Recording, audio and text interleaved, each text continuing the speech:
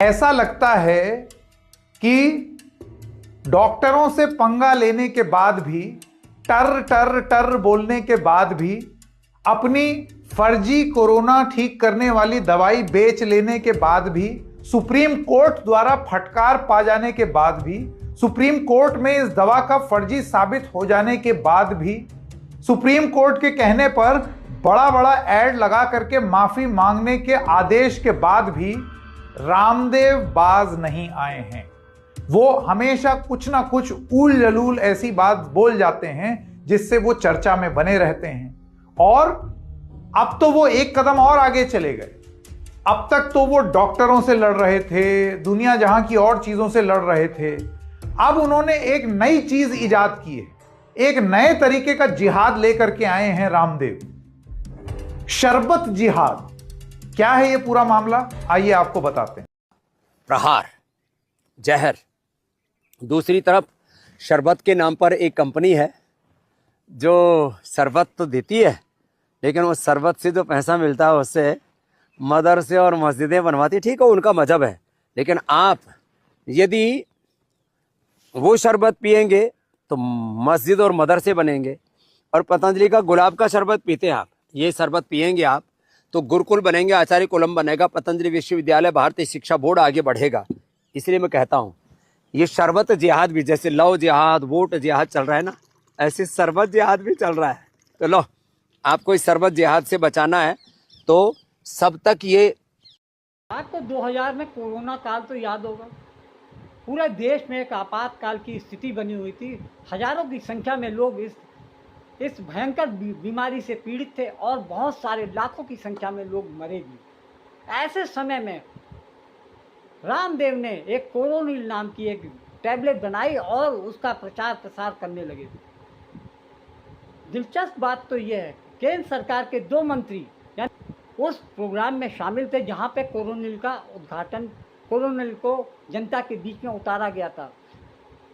दिलचस्प बात यह है कि किसी भी संस्था से या भारत केंद्र सरकार की संस्था ने कोरोनिल को कोई भी प्रमाण पत्र नहीं दिया था कि वो कोरोना के ट्रीटमेंट के लिए उपलब्ध कराई जा सकती है या वो प्रभावकारी है, उससे कोरोना जैसी बीमारी पर नियंत्रण किया जा सकता है।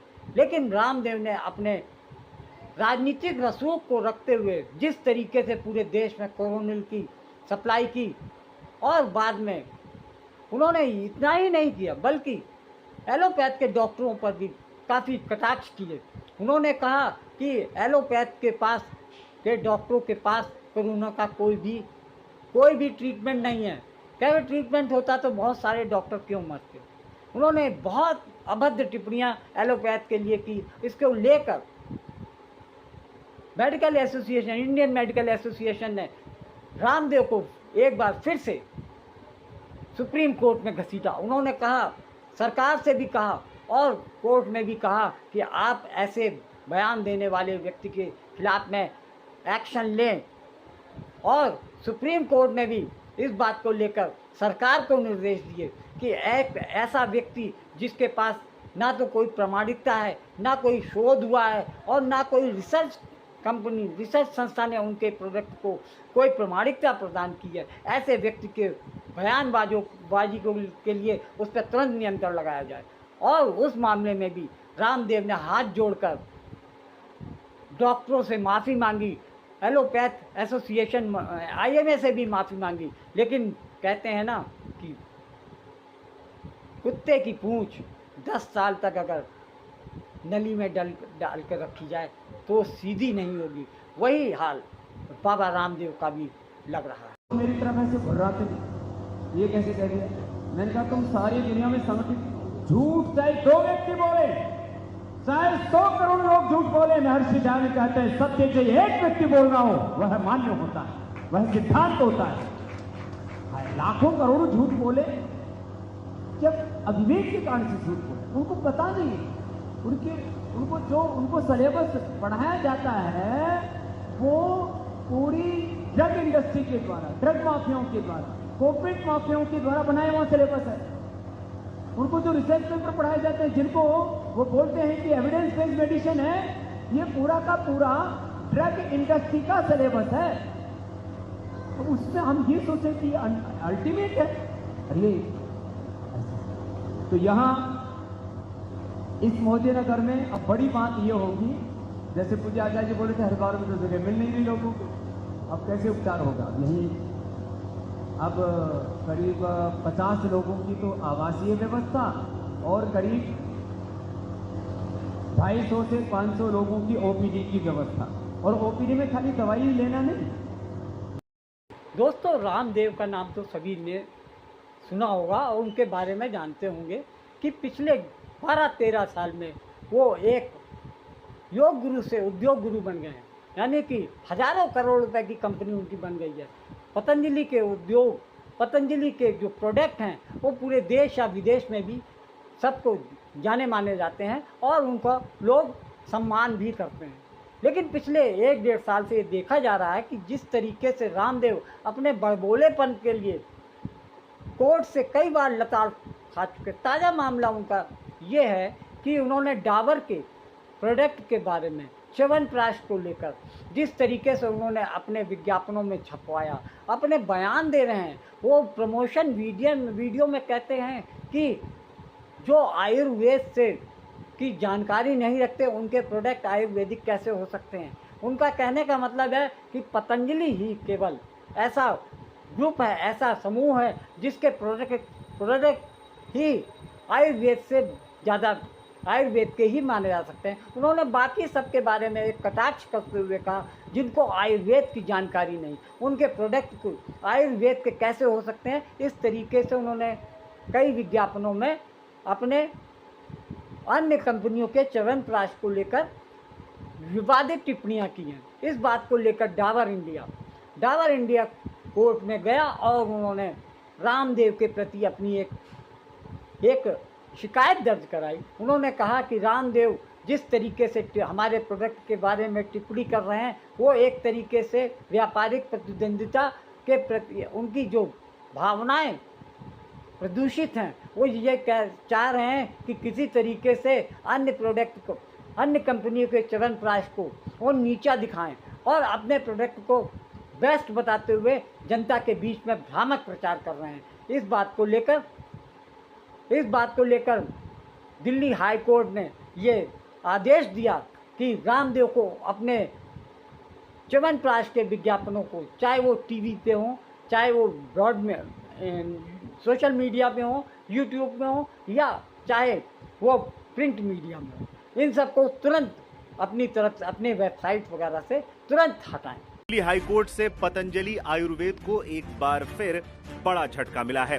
दिल्ली हाई कोर्ट ने मंगलवार को एक अंतरिम आदेश जारी करते हुए योग गुरु बाबा रामदेव की कंपनी पतंजलि आयुर्वेद को बड़ा झटका दिया। हाई कोर्ट ने निर्देश दिया है कि पतंजलि कंपनी डाबर च्यवनप्राश के खिलाफ कोई भ्रामक या नकारात्मक विज्ञापन जारी नहीं करेगी। यह आदेश डाबर इंडिया लिमिटेड द्वारा दायर एक याचिका पर सुनवाई के दौरान दिया गया। डाबर ने पतंजलि पर आरोप लगाया है कि वो अपने विज्ञापनों के माध्यम से डाबर च्यवनप्राश को गलत तरीके से बदनाम कर रही है और उपभोक्ताओं को भ्रमित कर रही है। दिल्ली हाईकोर्ट की न्यायमूर्ति मिनी पुष्करना की अध्यक्षता वाली पीठ ने मंगलवार को डाबर इंडिया को पतंजलि आयुर्वेद के खिलाफ चल रहे विवाद में महत्वपूर्ण अंतरिम राहत प्रदान की है। कोर्ट ने डाबर की याचिका स्वीकार करते हुए अंतरिम राहत की मांग को मंजूरी दी। मामले की अगली सुनवाई 14 जुलाई को तय की गई है। क्या टीवी विज्ञापनों पर आपत्ति जताई थी जो कथित तौर पर डाबर के च्यवनप्राश उत्पाद को निशाना बना रहे थे। डाबर का आरोप है कि पतंजलि ने डाबर के उत्पाद को साधारण बताकर उसकी छवि खराब करने की कोशिश की है। पतंजलि के विज्ञापन में दावा किया गया है कि उसका च्यवनप्राश 51 से अधिक जड़ी बूटियों से बना है, जबकि हकीकत में इसमें सिर्फ 47 जड़ी बूटियां हैं। डाबर ने यह भी आरोप लगाया है कि पतंजलि के उत्पाद में पारा मर्क्यूरी पाया गया है, जो बच्चों के लिए हानिकारक है। डाबर ने क्या कहा? डाबर की ओर से वरिष्ठ अधिवक्ता संदीप सेठी ने दलील पेश करते हुए कहा, पतंजलि ने भ्रामक और गलत दावा कर ये जताने की कोशिश की है कि वही एकमात्र असली आयुर्वेदिक च्यवनप्राश बनाता है। बताया सेठी ने यह भी बताया कि अदालत द्वारा दिसंबर 2024 में समन जारी किए जाने के बावजूद पतंजलि ने एक ही सप्ताह में 6182 भ्रामक विज्ञापन प्रसारित किए। पतंजलि की दलील। पतंजलि की ओर से वरिष्ठ अधिवक्ता जयंत मेहता ने सभी आरोपों का खंडन करते हुए कहा कि उनके उत्पाद में सभी जड़ी बूटियां आयुर्वेदिक मानकों के अनुसार हैं। उत्पाद पूरी तरह से मानव उपभोग के लिए सुरक्षित है, उसमें कोई हानिकारक तत्व पाया नहीं गया है। डाबर ने यह भी कहा है कि वो च्यवनप्राश बाजार के 51.6% हिस्सेदारी रखता है और पतंजलि का इस तरह का प्रचार एक प्रतिस्पर्धी रणनीति है जो ब्रांड की प्रतिष्ठा को नुकसान पहुंचा सकता है। बताते चलें, इससे पहले 3 अप्रैल 2025 को भी बाबा रामदेव ने पतंजलि शरबत लॉन्च करते हुए एक शरबत कंपनी को जिहादी कहा था। इसके बाद रूह अफ़जा बनाने वाली हमदर्द कंपनी दिल्ली हाईकोर्ट पहुंची तो कोर्ट ने कहा कि पतंजलि बिना कंट्रोवर्सी के अपना प्रोडक्ट बेच ही नहीं सकती। मामले में बाबा रामदेव को माफी मांगनी पड़ी थी। ये पहला मौका नहीं है जब रामदेव ने अपने विवादित बयान दिया और फिर माफी मांग ली हो। इससे पहले भी कोविड वैक्सीन से लेकर एलोपैथी दवाओं तक बाबा रामदेव के कंट्रोवर्शियल बयान काफी चर्चा में रहे हैं। इसकी वजह से उन्हें कई बार कोर्ट से माफी मांगनी पड़ी है। बाबा रामदेव विवादित टिप्पणियां देने के लिए पिछले कई सालों से जाने जा रहे हैं। यानी उनके ऊपर एक ही कहावत है कि खुला खेल फरकाबादी 100 जूता खाएं तमाशा घुस के देखें, या यूं कहा जाए आ बैल मुझे मार। उन्होंने इससे पहले डाबर से पहले उन्होंने हमदर्द कंपनी के शरबत रूह अफ़जा को टारगेट किया था और उन्होंने यहाँ तक कह दिया था कि अगर कोई रूह अफ़जा पिएगा या खरीदेगा तो उसकी कमाई से मदरसे बनेंगे, मस्जिदें बनेंगी।